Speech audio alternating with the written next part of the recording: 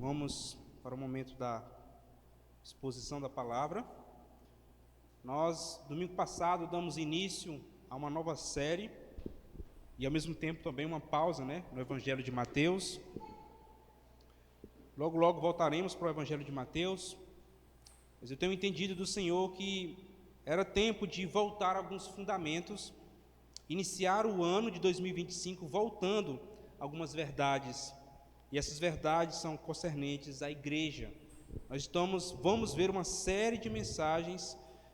Convido os irmãos a se esforçar o máximo possível para vir, porque é importante para cada um de nós uma série de mensagens sobre a igreja, o que é a igreja, sua natureza, quem são aqueles que servem, quem são os pastores, os deveres dos membros, a missão da igreja e assim por diante. Hoje nós vamos ver então, como pudéssemos dizer um título, da nossa mensagem é quem são os diáconos? Quem são os diáconos da igreja? Então vamos começar, quem são os diáconos da igreja? Eu acredito que você concorda comigo, sempre quando lembramos de um diácono, automaticamente vem à nossa mente, pelo menos na minha, aquele irmãozinho mais velho da igreja, de cabelinho branco, com aquela roupinha social, lá no fundo da igreja, recebendo as pessoas ali, sentado na porta ou em pé. Ou também uma imagem que vem muito na cabeça quando eu lembro de um diácono, é aquele irmão que cuida das coisas. Olha os meninos que estão bagunçando lá fora, correndo no culto, geralmente aquele irmão mais velho da igreja, um ancião. Ou uma terceira imagem que vem muito à minha cabeça quando eu lembro de um diácono, é aquele irmão que conserta tudo que nós quebramos. Tudo que nós quebramos, tem aquele irmão que vai lá e dá um jeitinho para consertar. Mas o que a Bíblia diz a respeito dos diáconos? Quem são eles, segundo as Escrituras? Então vamos começar então primeiramente com uma definição, de quem são os diáconos. Em nossas Bíblias, nós usamos aqui a versão NAA, Nova Almeida Atualizada. Nessas versões modernas, o diácono é uma tradução. A palavra diácono, geralmente nas Bíblias modernas, é traduzido como servo ou ministro. Sempre que você encontrar a palavra servo ou ministro no Novo Testamento, originalmente a palavra é diácono, ou algo semelhante a isso, ok? Essa palavra, de que maneira ela é usada? Quase sempre, ela é usada para se referir àqueles irmãos ou aquelas pessoas que faziam qualquer tipo de serviço. Todo serviço que você vê no Novo Testamento, seja para Deus ou para as pessoas, a palavra que era usada para descrever a pessoa que fazia isso era a palavra diácono ou as suas ramificações. Essa palavra também era usada para descrever, às vezes, algum governante em particular. Pessoa que governava tal lugar, às vezes também era chamado de diácono ou palavras semelhantes. E o uso mais comum, sempre que se referia a alguém que cuidava de necessidades da igreja, necessidades físicas, usa-se a palavra diácono. Vamos ver então alguns exemplos. Abra sua Bíblia em Mateus 20, 26.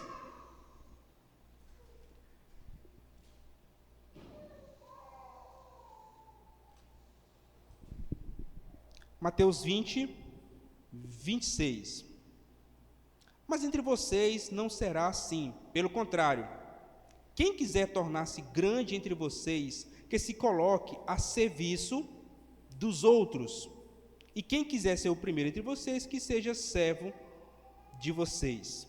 Adivinha que palavra é aí? A palavra diácono. Foi traduzido para nossas Bíblias como servo, mas originalmente é diácono. Mais uma, vamos lá para João capítulo 2.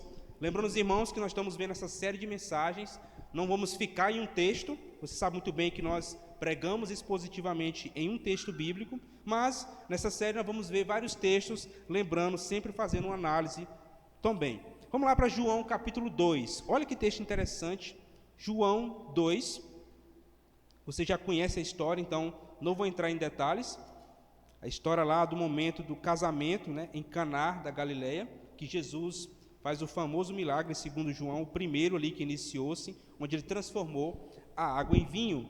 Verso 5 diz: então falou aos serventes, façam tudo o que ele disser. A palavra aí também é diácono. Ou seja, só que nesse contexto, Maria está se referindo aos homens que trabalhavam na festa, eram meio que profissionais, né, organizadores de eventos, como temos em nossos dias.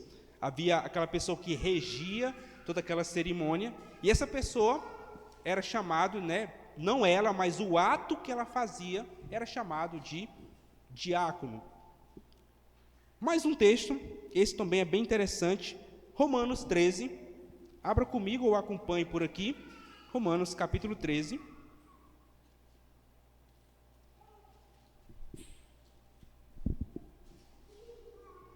verso 4, diz o seguinte: pois a autoridade é ministro de Deus para o seu bem, mas se você fazer o mal, não tenha medo, porque não é sem motivo que a autoridade traz a espada, pois é ministro de Deus, vingador para castigar o que praticam o mal. A palavra aí, ministro, originalmente é uma das palavras usadas também como diácono. E existem muitos outros textos também, mas eu acredito que um dos que representa muito bem a ideia do diácono, antes das cartas, é Marcos capítulo 10. Vamos lá para Marcos 10, você também já conhece esse texto, 10, 45. Jesus também foi um diácono. Olha que interessante. Ele praticou a diaconia. 10, 45, o famoso texto de Marcos. Alguns dizem que é o versículo que representa todo o Evangelho.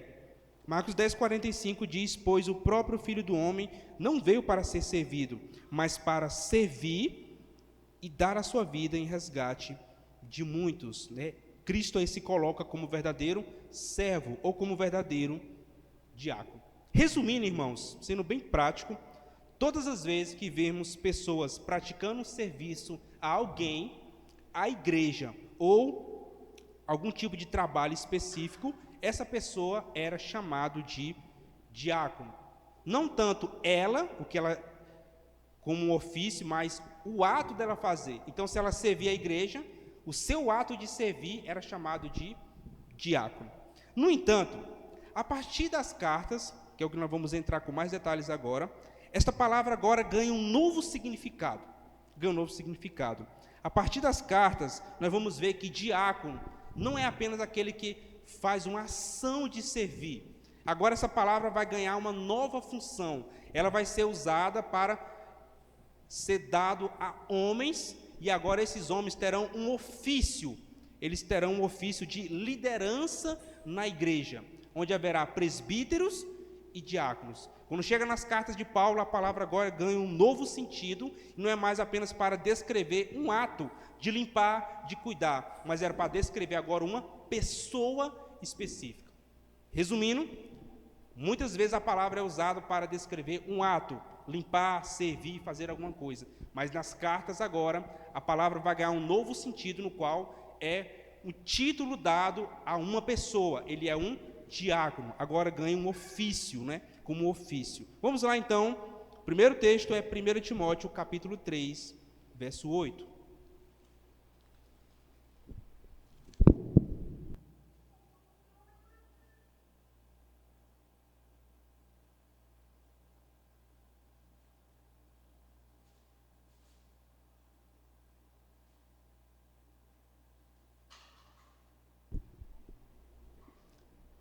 Do mesmo modo, capítulo 3, verso 8, do mesmo modo, quanto aos diáconos, é necessário que eles sejam respeitáveis, de uma só palavra, não inclinados a muito vinho, não gananciosos, e assim por diante. Daqui a pouco a gente vai ler mais. Nesse momento agora, meus irmãos, a palavra ganha um novo sentido. Ela não descreve apenas alguém que faz uma ação. Agora, é um título que está sendo dado, e Paulo, quando ele escreve essa carta, ele já entende que já havia pessoas com esse ofício. Qual é o ofício? Diácono. Já é um título de liderança dentro da igreja. E o outro texto que é bem interessante, Filipenses capítulo 1, versículo 1.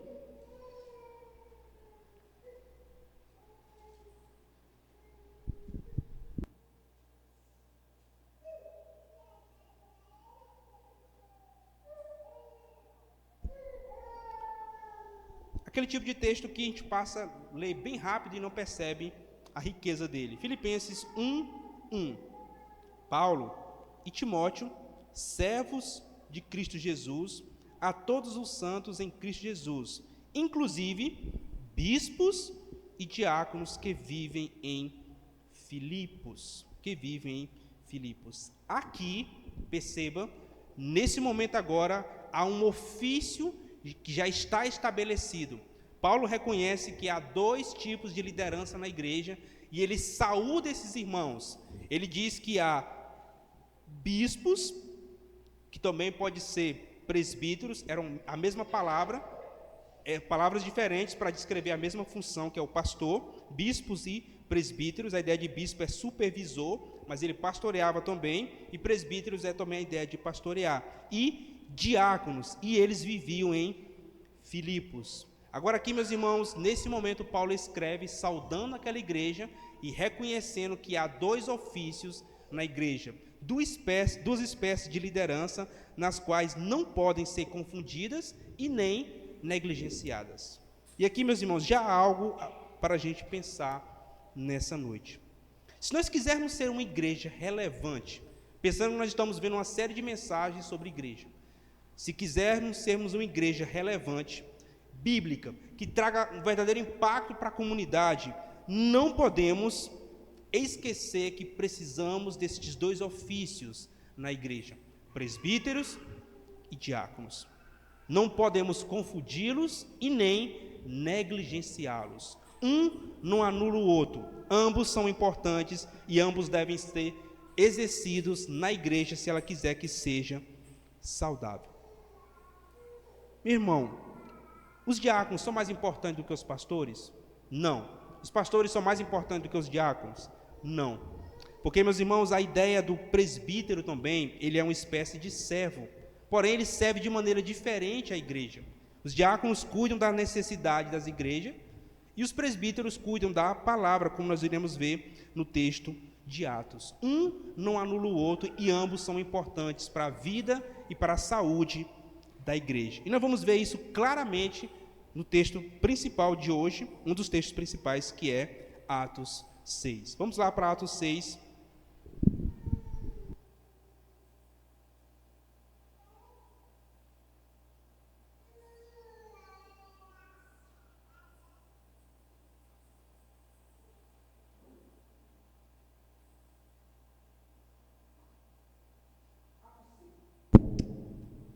Atos 6 diz assim: naqueles dias, aumentando o número dos discípulos, houve murmuração dos helenistas contra os hebreus, porque as viúvas deles estavam sendo esquecidas na distribuição diária, aqui é de alimentos.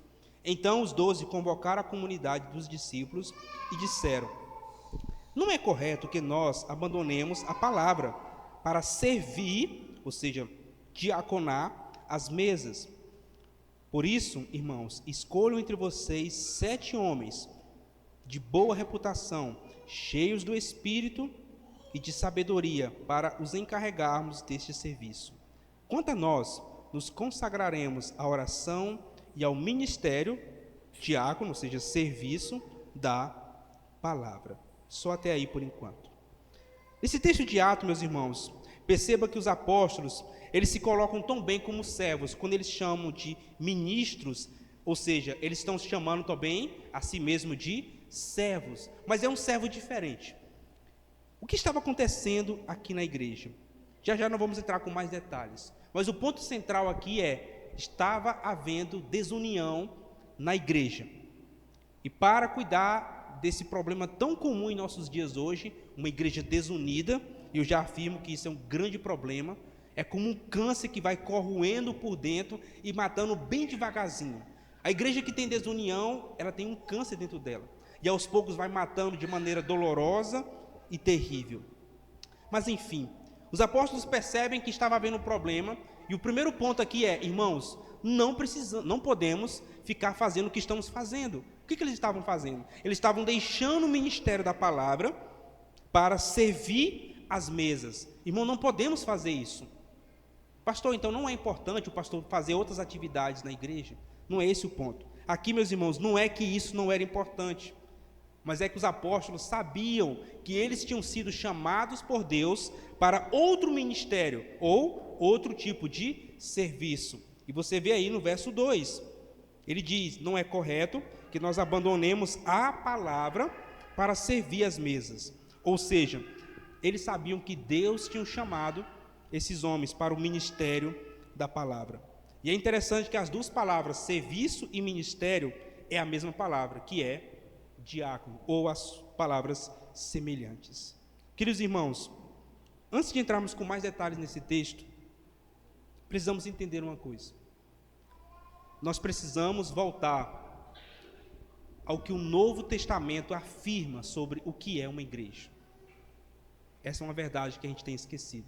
Nós fazemos muitas coisas, muitas atividades, porém, aos poucos eu percebo que a igreja vai, cada vez que passa, se afastando, falo de maneira geral, daquilo que está no Novo Testamento.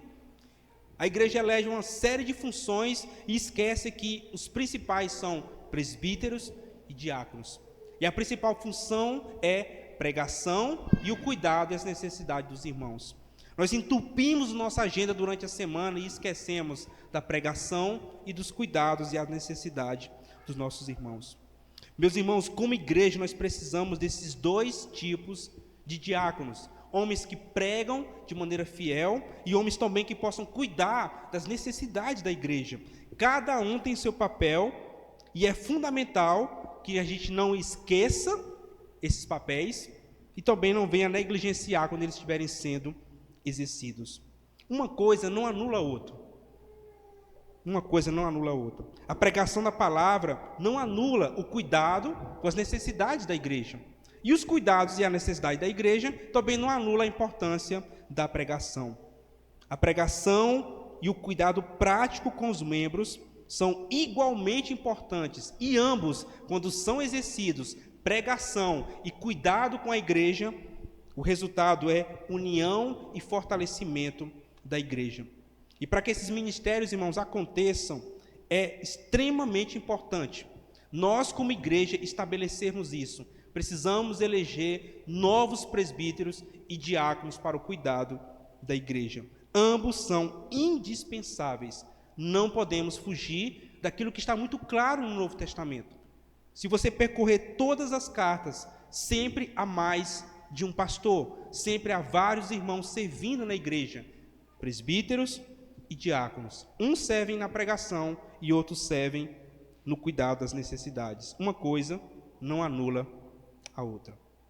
Queridos irmãos, e principalmente aos homens da nossa igreja, quero dizer a vocês que a igreja precisa de vocês.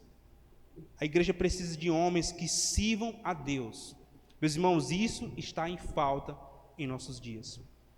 Eu fico triste quando eu vejo em muitas igrejas por aí, louvo a Deus e ao mesmo tempo fico triste, quando eu vejo muitas irmãs tomando a frente de várias e várias atividades, até mesmo pregando no púlpito, por falta de homens que não assumem o dever e a responsabilidade para com a palavra.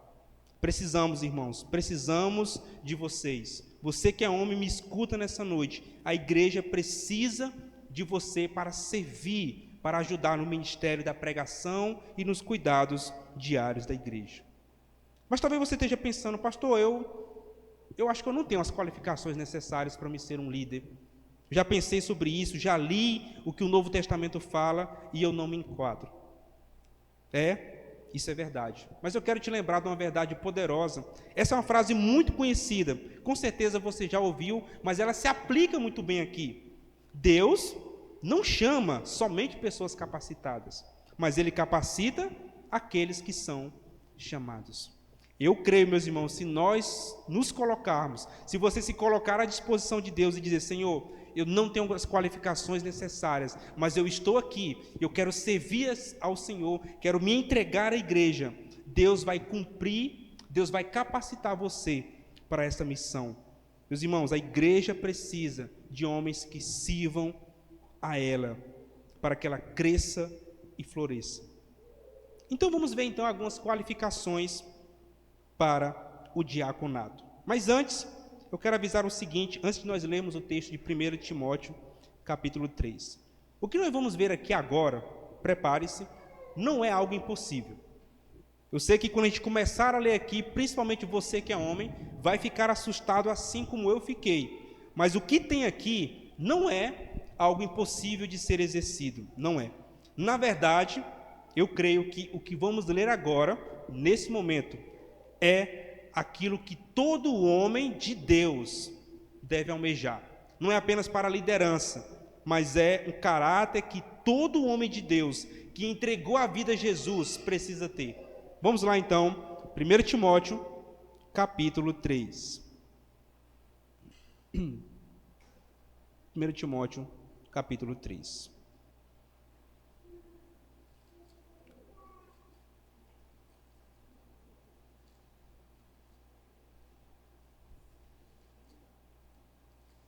Vimos a definição, veremos agora então as qualificações para ser um bom diácono. Enquanto você procura, deixa aberto aí. Você viu que lá em Atos, os presbíteros observaram a situação. Estava tendo desunião na igreja. E eles chamaram a igreja e falaram: irmãos, não podemos continuar nisso. É necessário que vocês, ou seja, os presbíteros jogam para a igreja, é necessário que vocês escolham homens que sejam cheios do Espírito de Deus e de sabedoria. Esses homens devem cuidar das necessidades para que nós, os pastores falando, podemos cuidar agora exclusivamente da palavra. A gente não foi até lá, mas lá no finalzinho de Atos, você pode ler depois, que o resultado é impressionante. Quando a igreja agora escolhe homens para servir as mesas e os pastores vão se dedicar à pregação, a igreja prospera. A palavra de Deus vai anunciada de maneira poderosa e a igreja crescia em número e em qualidade. Perceba que no livro de Atos, por várias vezes, vai dizer: e a palavra de Deus crescia, e o número dos discípulos aumentava. E a palavra de Deus crescia, e o número dos discípulos aumentava. Precisamos, meus irmãos, olhar para essas duas funções com muito carinho, presbíteros e diáconos. Quando elas são exercidas na vida de uma igreja, ela vai prosperar e ela vai crescer de maneira saudável. Lembrando, o que estava acontecendo ali era desunião, e o resultado foi: a igreja voltou a crescer e a aumentar. Quanto mais a palavra é pregada, mais pessoas são alcançadas. Toda vez, meus irmãos, quando a palavra de Deus ela é pregada, é anunciada com fidelidade, a igreja sempre prosperou.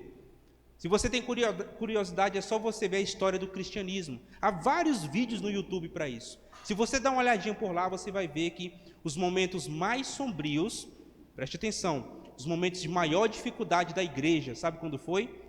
Quando eles esqueceram de pregar a palavra de Deus. Quando o púlpito foi abandonado, a igreja começou a se corromper. Quando a palavra de Deus é pregada, o povo de Deus prospera e cresce. Mas quando ela é esquecida, a igreja se corrompe. Então vamos lá. Vamos observar algumas qualificações para que esses homens sejam estabelecidos. Lembrando, não é algo impossível, é algo que eu e você, como homens, precisamos ter. 1 Timóteo, capítulo 3, versículo 8, diz assim. 1 Timóteo 3, 8. Vou ler por partes, vou ler e parar, ler e parar. Do mesmo modo, quanto aos diáconos, é necessário que sejam respeitáveis. É necessário que sejam respeitáveis.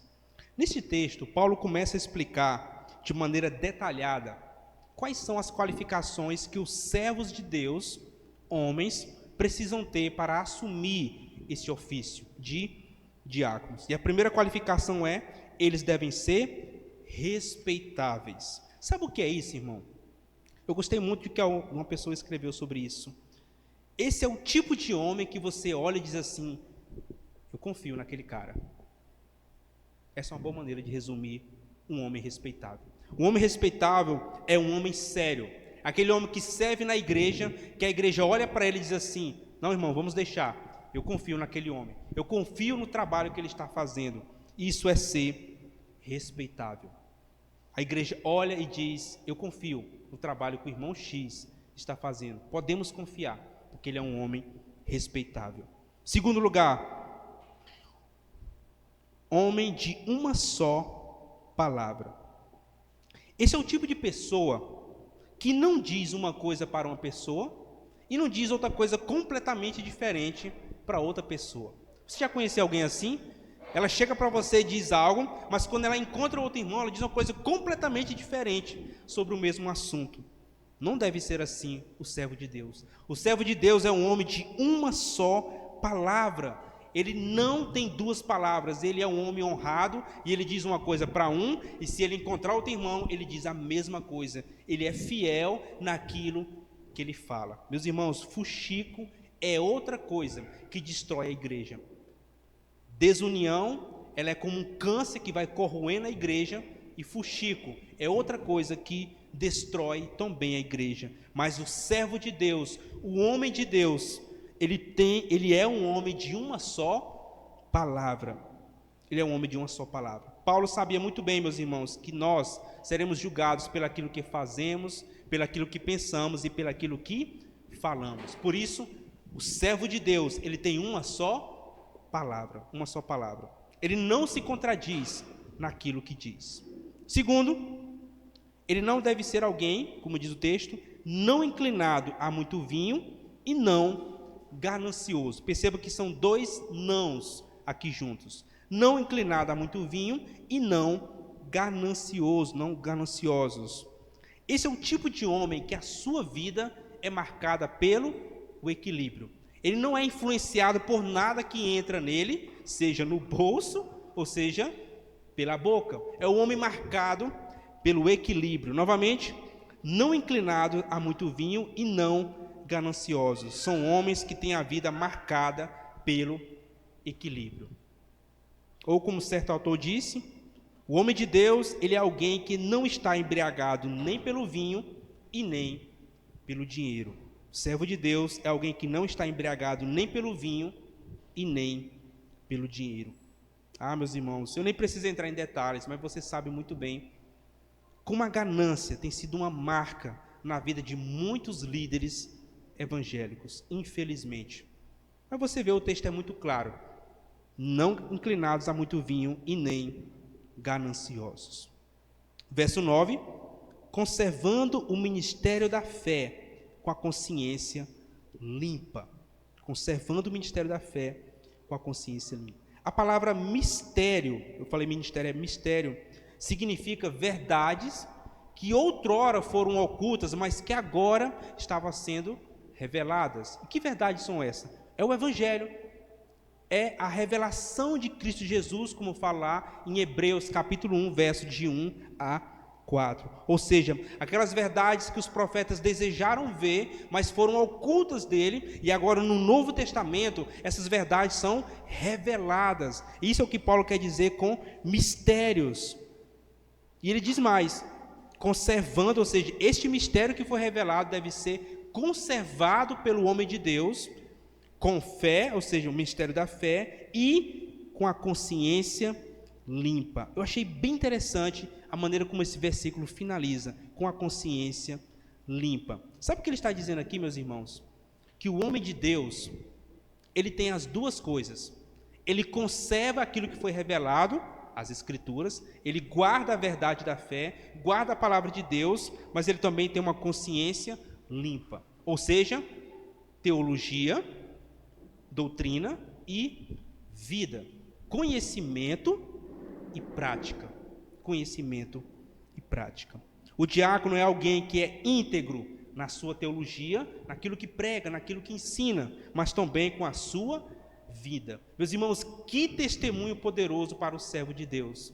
É alguém que conhece a palavra de Deus, mas também vive a palavra de Deus. Novamente, como isso é triste em nossos dias. Quantos homens de Deus, que se dizem ser homens de Deus, têm bom conhecimento da doutrina, do ensino, da teologia, mas pecam em praticar esse ensino. O diácono não. O homem de Deus é alguém que tem um estilo de vida coerente com a sua fé. É alguém que crê em Deus e vive aquilo que crê. Ele crê em Deus e vive aquilo que crê. Verso 10, Paulo continua. Também, estes devem ser primeiramente experimentados, e caso se mostrem irrepreensíveis, que exerçam o diaconato. O verso 10 traz a ideia desses homens serem testados, mas não é aquela ideia de pegar esses homens e colocar num laboratório. Peraí, vamos ver se fulano vai dar certo. Na verdade não é isso. A ideia que Paulo quer trabalhar aqui, meus irmãos, que o servo, o homem de Deus, ele precisa ser experimentado pela igreja. A igreja deve estar atenta quanto à sua conduta, família, caráter, como é a sua conduta lá fora, como esse homem procede dentro da igreja, a maneira como ele administra as coisas, e se ele for aprovado, ele deve exercer então o diaconato. É o momento agora de teste, não para repreender, mas para cuidar da igreja, não para repreender aquela pessoa, mas para cuidar daquela pessoa e permitir que ela vá desenvolver a sua habilidade como diácono. Verso 11, Paulo continua. Do mesmo modo, quanto às mulheres, é necessário que elas sejam respeitáveis, não maldizentes, moderadas e fiéis em tudo. Bem, eu não vou entrar em muitos detalhes, não é essa a ideia aqui. Nós estamos pregando uma série de mensagens sobre a igreja, mas o que você precisa saber é que esse texto é um texto bem difícil. Existem pelo menos 3 interpretações para o versículo 11. Vou trazer aqui as 3 para vocês ouvirem. Esse texto pode significar o seguinte: Paulo talvez aqui está se referindo a diaconisas, mulheres que eram eleitas pela igreja como servas, diáconas, diaconisas.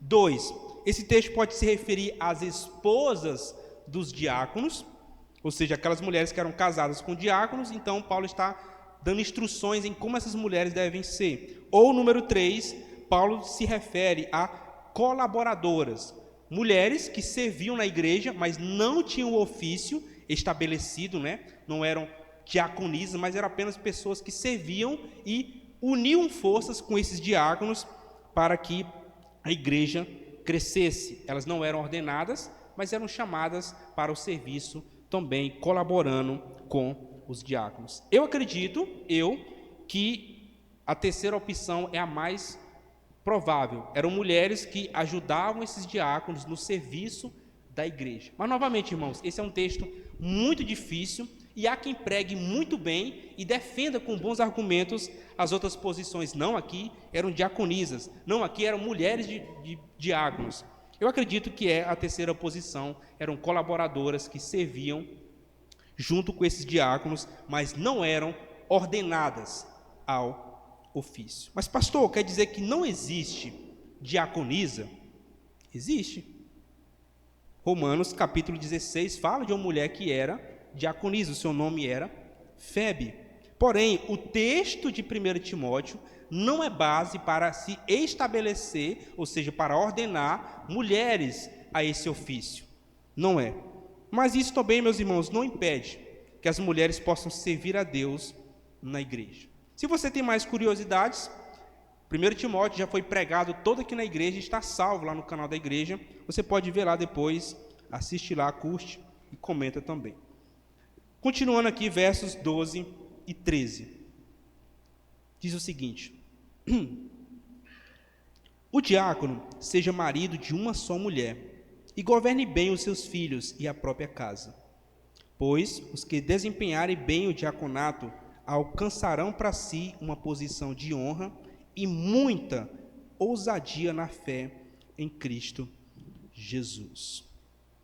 Os diáconos, eles devem ser fiéis, homens de uma esposa só, homens que são exemplo tanto na igreja quanto em casa. É como o pastor Davi Murk falou certa vez: é em casa que todas as máscaras caem.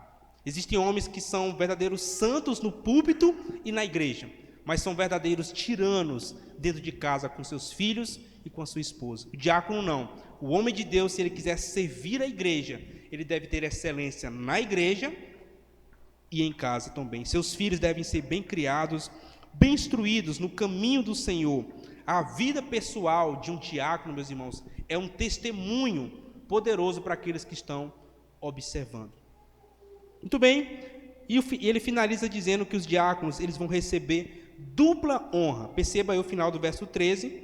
Pois os que desempenharem bem o diaconato alcançarão para si uma posição de honra, ou seja, tanto entre a igreja, quanto também diante de Deus, pois isso vai dar ousadia na fé para esses homens. E assim Paulo encerra as qualificações para o servo de Deus. Talvez, meus irmãos, você quando começou a ler essas qualificações sobre o diácono, você tenha desanimado. Eu também desanimei. Nós estamos juntos, tá? Quando eu li o capítulo 3 de 1 Timóteo, a primeira vez quando eu li o capítulo 3, do 1 até o 7, onde Paulo vai falar as qualificações para o ministério pastoral, quando eu li aquilo, eu disse, meu Deus, tenha misericórdia de mim, porque eu estou muito distante dessas coisas. Nós estamos juntos. Eu também desanimei, mas calma aí. À medida que a gente coloca o nosso coração à disposição, Deus capacita. Lembra da verdade que eu falei lá no início? Deus não somente chama pessoas capacitadas. Não era assim no Novo Testamento. Ele vai capacitando aquelas pessoas que Ele chamou. Eu creio, meus irmãos, que essas coisas aqui, elas são possíveis de serem alcançadas. O que precisa fazer é colocar o coração à disposição e dizer, Senhor, eu quero ser um servo de Deus, eu quero ser um homem aqui, nesta igreja eu quero servir, mas Senhor, eu não tenho essas qualificações, eu tenho falhado no meu casamento, eu sou ganancioso muitas vezes com as minhas finanças, Senhor, eu gosto até de um vinhozinho também, então, coloque o seu coração à disposição. Você que é homem me ouve nessa noite, Deus pode capacitá-lo a servir com excelência, se você colocar o seu coração. Novamente, Paulo não está falando de algo impossível. Paulo também não está falando unicamente de qualificações para liderança. Já ouvi certa vez alguém dizer, pastor, como eu não sou presbítero, então eu estou livre disso. Não, meu irmão, você não está livre, não. Eu já vi alguém dizer certa vez, como eu não sou diácono, eu também não preciso obedecer isso aqui.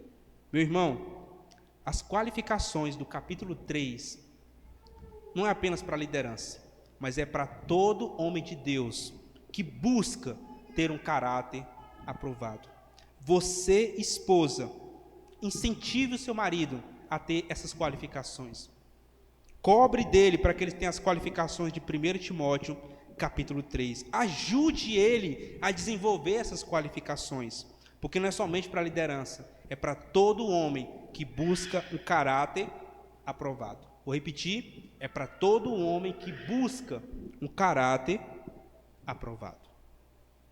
Nós vamos orar agora, meus irmãos, e vamos ter um momento especial de oração. Nós vamos pedir que Deus nos ajude a olhar para esse texto, reconhecer a nossa incapacidade, mas colocar o coração à disposição. Dizer, Senhor, eu estou longe de viver isso aqui. Você deve fazer essa oração. Admitir em seu coração, como eu admito, Deus, eu estou longe dessas qualificações para ser um pastor. Peço que o Senhor me ajude a ser um bom líder. Você também pode fazer essa oração. Vamos orar, e eu quero pedir que os homens da igreja venham aqui à frente, todos os homens que são da igreja.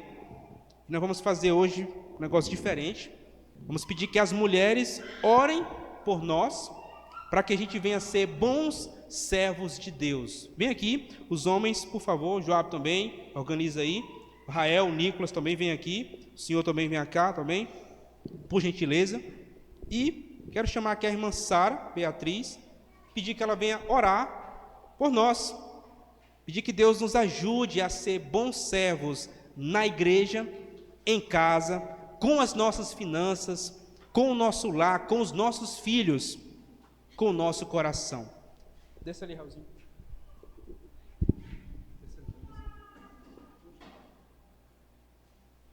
Você, irmã, se une na sala em oração, ore por nós também. Deus nos ajude a ser bons servos de Deus. Vamos orar. Senhor Jesus, aqui estão, ó Deus, os homens, ó Pai, que o Senhor colocou nesta igreja, Pai, para abençoar, ó Pai, esse lugar, essa nação. Ó Deus, nós te pedimos, ó Pai, pelos nossos maridos, ó Deus, pelos nossos filhos, pelos nossos irmãos em Cristo, ó Pai, que o Senhor tenha misericórdia da vida deles. Nós sabemos, ó Pai, o quanto é difícil hoje ser homem, ó Deus. A nossa sociedade, ó Deus, tem esmagado a masculinidade dos homens, ó Deus.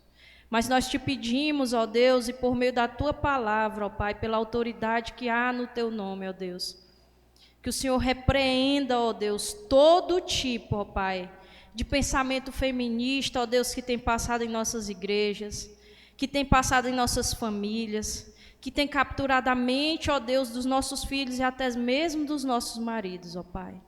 Nós te pedimos, ó Deus, que o Senhor coloque neles, ó Pai, um amor, ó Deus, queimante, ó Deus, pela tua palavra.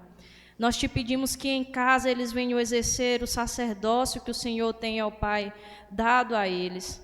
Nós te pedimos, ó Deus, que eles venham exercer esse sacerdócio, ó Deus, no meio da tua igreja também, ó Pai.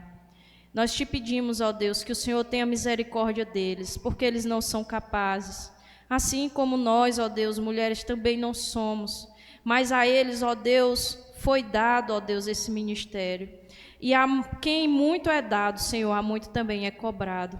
Nós te pedimos que o Senhor, ó Deus, venha revestir as costas deles, ó Pai, de força, para carregar, ó Deus, a responsabilidade que o Senhor tem dado aos homens.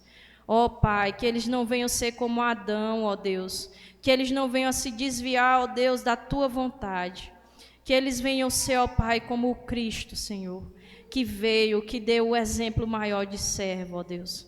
Senhor, eu te peço, ó Deus, que o Senhor tire toda a arrogância e egoísmo, ó Deus, do coração desses homens, que eles venham ser amassados, que eles venham ser humilhados, ó Pai.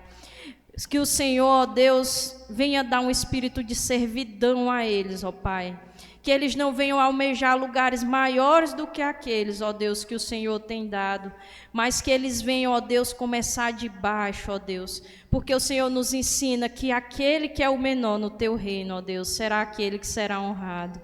Nós te pedimos, ó Deus, em nome de Jesus, que a tua igreja, ó Deus, venha ajudar esses homens.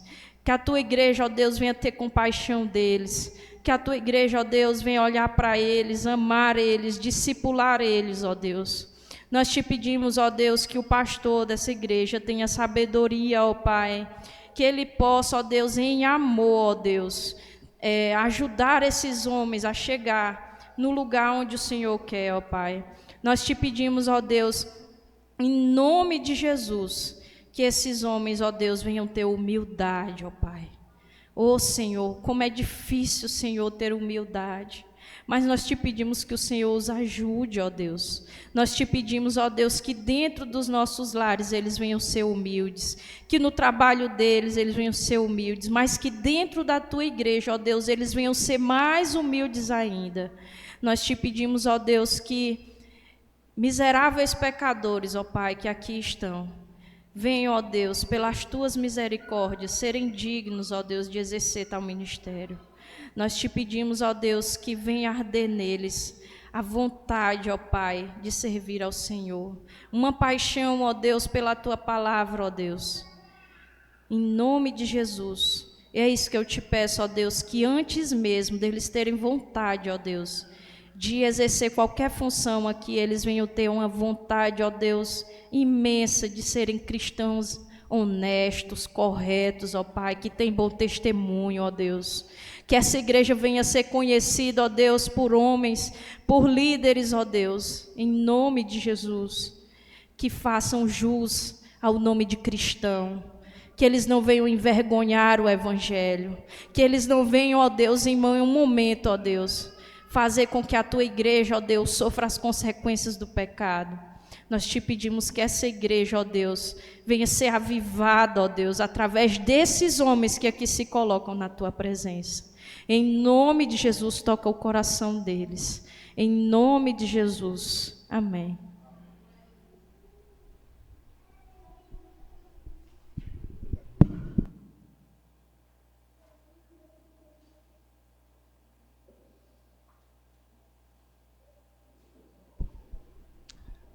Amém? Que a gente venha desejar em nossos corações sermos homens respeitáveis, firmes na fé, fiéis ao ministério e que vivam com consciência limpa. Que nossas vidas sejam testadas, aprovadas, refletindo um caráter íntegro. Que você, homem, que nós, homens, possamos amar as nossas famílias e elas sejam uma parte principal na nossa jornada, onde a gente venha demonstrar graça e cuidado em nossos relacionamentos, especialmente com as esposas e a criação dos filhos. E por último, que possamos ser bons líderes em nossa casa e na igreja. Que Deus te abençoe, ame a sua igreja, se envolva com ela, sirva a ela, faça parte dela. Deus te abençoe, meus irmãos, tenham uma ótima noite.